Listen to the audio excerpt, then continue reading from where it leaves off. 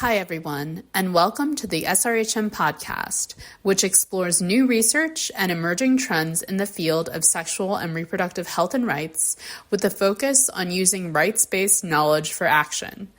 My name is Nina Sun, and I am an associate editor for the SRHM Journal.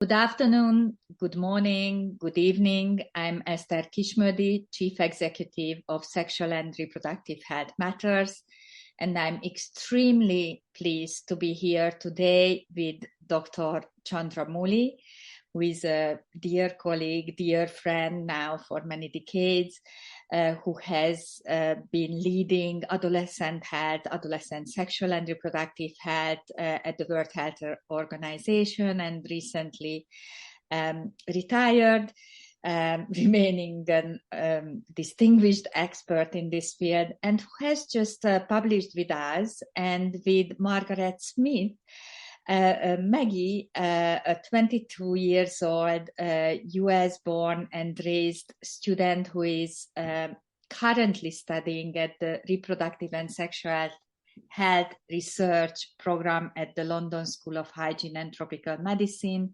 at the University of London, England. They just published a very, very interesting blog with us yesterday. Why is a Harris-Walz win crucial for adolescent sexual and reproductive health? I'm very pleased of welcoming you, Chandra, here today. Thank you so much for being with us today. Thank you, Eszter, and thank you very much for the opportunity to publish this blog piece on sexual and reproductive health matters, and for helping us do this in such a short time. So really grateful to you. We are 4 or 5 days just before the results of the US election, and it's so timely to talk about this matter, and very scary for us in terms of what can be the outcome, and very hopeful what can be the outcome of this US election. But before we are going into the US context, can you just tell us, as one of the world's most respected experts on this topic, that Chandra, what decades of evidence and standards and learning shows why sexuality education matters globally? Thank you, Eszter. You know, as a father, as an uncle, as a public health professional, when you think of children growing in childhood and then through adolescence into adulthood, and you think of all the things that we teach them, how to cross the road safely, go to school and come back home, how to buy bread and get the right amount of change, how to make friends and how to keep friends. So we teach them many different things. And sexuality education is very much part of this. It's about teaching them about their growing and developing bodies. It's teaching them about their growing and developing minds. As their minds develop, as their thinking capacities develop, as their ability to feel and develop values, attitudes, and to develop skills, social skills. And the idea is that you're preparing them for a healthy sexual and reproductive life, but also a pleasurable one, a happy one, and one that is respectful and empathetic of others. And that's what this is about. The reality is that many studies show that young people around the world are poorly informed about their bodies, about sexual and reproductive health.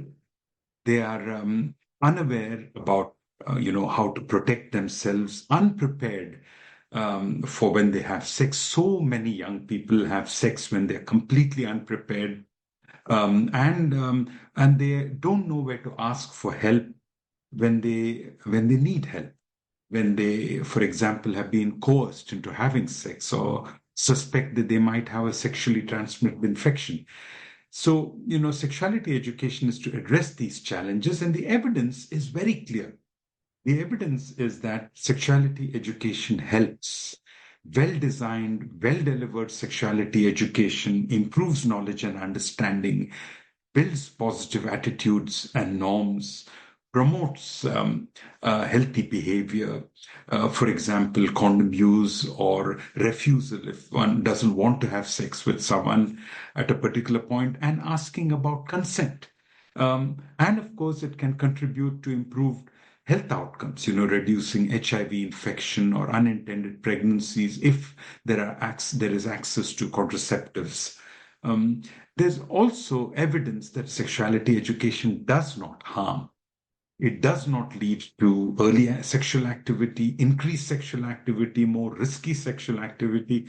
So clearly, it's a long answer to your question, but the bottom line is, as a child is growing up, you prepare the child for many things during adolescence and adulthood, and sexuality education is very much one of those issues.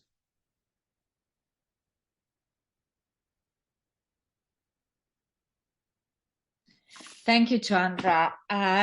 We could talk specifically about sexuality education in many, many contexts. I'm from Hungary, and there would be a lot to say how politics is influencing sexuality education in Hungary. You are from India. Jessica, who is helping us to get out this recording, is from South Africa. We could put it in many contexts. We are putting it in the US context because of the election now, because the election matters for thousands and millions of young people in the US and millions of people around the globe. Unfortunately, Maggie, the co-author of your blog, cannot be here with us today, but I have been extremely impressed about how she combined her research and personal experience in this blog as a 22-year-old woman from Pittsburgh, Pennsylvania, who is right now studying sexual and reproductive health and research in a very prestigious university, but herself as a young person never received any formal or informal education, sexuality education in her school. She grew up attending a Catholic school where she has never thought about safe sexual practices about her sexuality. She was lucky enough to be able to talk to her mother. So it's a very, very personal account how she talks about how the US election matters. But can you just tell a little bit about, based on your experience and knowledge, that how sexuality education, comprehensive sexuality education, looks like in the US today? Thank you, Eszter. One of the articles that I've cited in the blog post is a paper by Hall and colleagues.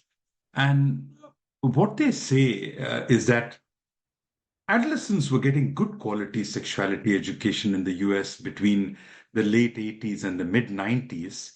And in the late 1990s, the abstinence only until marriage sex education program was promoted and, kind of forced by the US government with federal funding. And this was, of course, has been proven to be ineffective in delaying sexual initiation, reducing risk behaviors, improving reproductive health outcomes. So the US has, in many areas of health and development, high quality research, but this research is not being translated into benefits for young people like Maggie Smith and others across this great country. In a nutshell, I kind of summarize some points about the state of sexuality education, comprehensive sexuality education in the US. There is no national policy on this, policies on sexuality education and on education in general are at the state level. There is no statutory national curriculum. There are curricula in place developed by different organizations, but it's not statutory. Some states have policies. Many states have policies of some sort. Others don't. These policies vary enormously from one state to the other. Even if a state has a policy, municipalities and counties are not necessarily applying them. There have been, studies of what actually counties and municipalities are doing.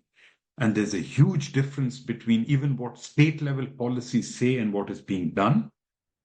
The problem is that in many places, the final decision on whether to deliver CSC, comprehensive sexuality education, is made at the school level by the school board. And in some places, under pressure from some stakeholders, dubious curricula are engaged by school boards. Studies in the US and around the world consistently say that parents support the education of children in school on sexuality. And still, the vast majority of parents in the US do, although there's a vocal loud minority. Not-for-profit organizations are trying to fill this gap and trying to do their best, but they're pushed away in many places. And in recent years, what is so sad is that the whole discussion on, providing children and adolescents with information about their bodies and how to stay healthy has got mixed up in a discussion on pedophilia, on promotion of gender fluidity, on wider discussions on government's role in education, and what books libraries should stock, and even the mask ban during COVID. So it's all wrapped up in this discussion. So although there are pockets of good quality education in some schools, in some counties, and some states, overall the situation in the US is worse than in many countries of the global South. For example, in Namibia or in Argentina or even in some states of Pakistan, where you have some where you have a national policy. And the US is far from countries such as Germany, which has had mandatory school-based sexuality education for many years, and a representative national survey every 5 years, which shows that young people are aware, they have good knowledge and understanding, they use contraceptives, although there's been a small dip recently. They use contraceptives when they first have sex. More importantly, they plan when to have sex, so it's not unplanned, it's not a surprise. And what is very interesting is the vast majority of young people recall their first sexual experience as pleasurable, as something that they anticipated and had and recall with pleasure. Such a huge difference. In the article I've cited, study about in the US about the current reality in terms of what young people receive, and it's really quite sad. So how exactly the Harris-Walz win is extremely crucial for adolescent sexual and reproductive health. We are very familiar about why it and how it matters, and we will have two different words depending whether Trump or the Harris-Walz win would happen. We are very familiar with the abortion debate, but how does it really matter that we get a Harris-Walz win in 4 days from now for adolescent sexual and reproductive health? Thank you, Eszter. And I'm so sorry that Maggie is not here with us, because I thought she did a wonderful job. I gave her a small set of tasks, and she did a wonderful piece of research about her country. We hear a lot about the fight, the pushback against safe abortion care. the Supreme Court decision, and then how this has been followed up with battles in many states. But I participated in a national conference in San Diego in March this year, and I saw that very similar battles are taking place on contraception, on sexuality education, on normalizing and providing, gender responsive care. And so, this year we are celebrating the 30th anniversary of the International Conference on Population and Development, which, provided the basis for a discussion on bodily autonomy and individual decision making. That is in question. Fundamentally, that has been in question. So why do we believe, why do we believe that a Harris-Walz win would be a shift to a different direction? Because of what they've said, because of what their campaign documents say, and because of their track records. And that's what the blog contains. It says, this is not one statement made. These are, for example, when Walz was a school teacher, he was a supporter of a small group which provided support for people with alternative sexual orientation, gender identity, and expression. And that was that was a track record long before he became a political animal. One of the things Harris has done is make contraceptives more accessible, make contraceptives cheaper. They haven't done a big amount of work on adolescents yet, but they've had discussions and they're speaking about what they will do. And so, they don't have a very strong record yet on what they've done with young people, apart from what I talked about with Walz and as a school teacher years. But I think, when they make, as Maggie has said, they at least talk about these issues. It's not taboo. They talk about these issues as normal in conferences, in meetings. So, when they are able to talk about it, they hear Harris talks about the challenges that people have faced because of the abortion bans in different states. So there's empathy, there's understanding, and there's a willingness to address this. So we're going on a promise, but we are not going on an empty promise. There's a track record that we can go on. So we are very, very, very clear that the US election matters globally, whether from the political, the economical, or the sexual and reproductive health perspective. Can you tell a little bit more that from a political and health perspective, how the outcome of the US election, especially the Harris-Walz win, will matter globally? Thank you, Eszter. This has been a huge part of my work for the last several years now. But I'd like to make 3 points. One is, unrelated to adolescents and young people, the President's Emergency Plan for AIDS Relief, PEPFAR.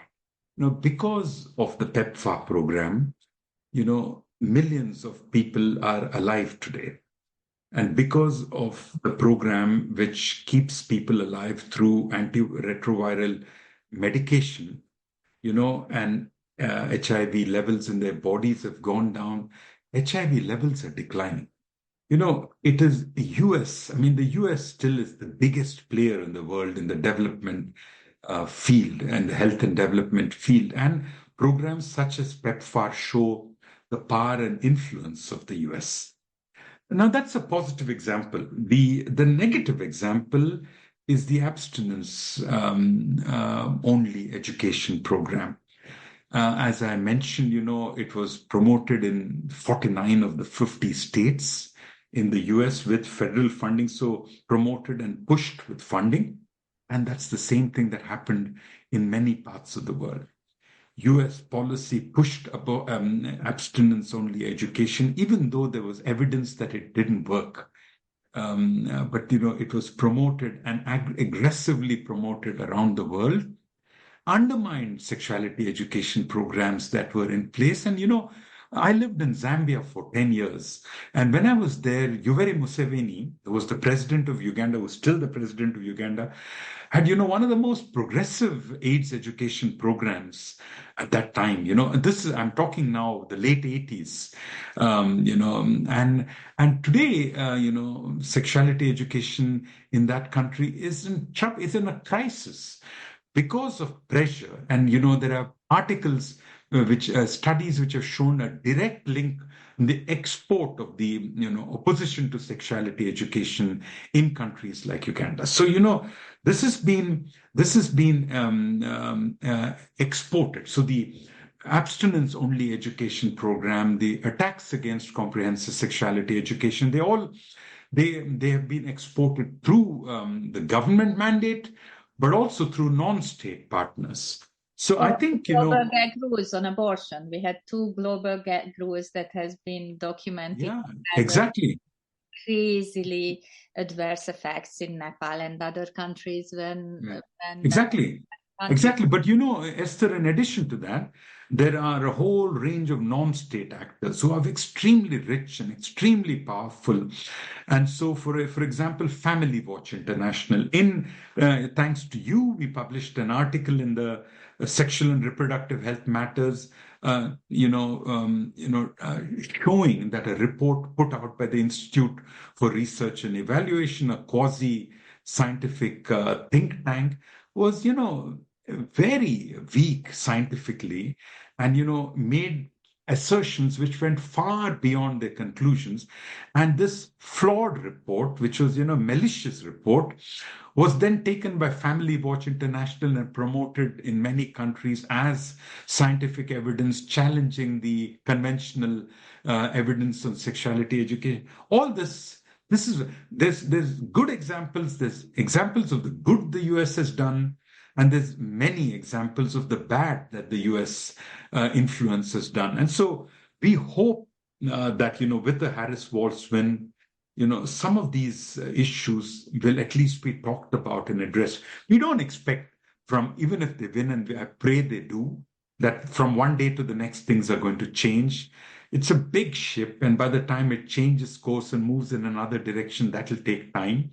But that's what we're praying for. Thank you so much, Chandra, for this conversation. And I really, really hope that we are celebrating the Harris-Walz win next week. If not, then we will deal with that as well. But at the moment, we are very hopeful. And thank you so much for all this insight. Can I just say one thing, Eszter? We've talked about the US, but there are similar challenges in so many parts of the world, including in my own country of origin. And so, the thing is, we have to, we don't give up. The analogy in my mind is a snake and ladders game. You go 2 steps forward, you're pushed back, but you get up, pull yourself 2 steps forward, get pushed back. This is a battle that should not end. This is a battle that we have to continue, whether it is who is in the White House, or with people in any other parts of the world. And there are enough champions to take this fight forward. Absolutely agree with you. We will never give up. Thank you so much, Chandra. Thank you, Eszter. Thank you very much. And namaste to you and to everyone else. Thank you so much. Bye. Bye. Bye.